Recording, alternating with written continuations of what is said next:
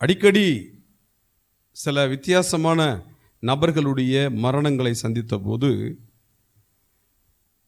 இதெல்லாம் ஏன் நடக்கிறது என்று யோசித்த நேரங்களிலே எனக்கு கர்த்தர் இந்த வசனத்தின் மூலம் எனக்கு கொடுத்த ஒரு விளக்கம், நீ உயிரோடு இருக்கும் நாளெல்லாம் ஒருவனும் உனக்கு முன்பாக எதிர்த்து நிற்பதில்லை. இதனுடைய அர்த்தம், நீ உயிரோடு இருக்கும் நாளெல்லாம் உன்னை எதிர்த்து நிற்கிற ஒரு உயிரும் உயிரோடு இருப்பதில்லை. உனக்கு விரோதமாக ஆக்ரோஷமாக கடும் மூர்க்கமாக எழும்புகிற ஒருவரும் உயிரோடு இருப்பதில்லை.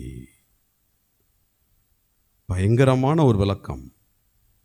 நிறைய பேர் இறந்து போயிருக்கிறார்கள்.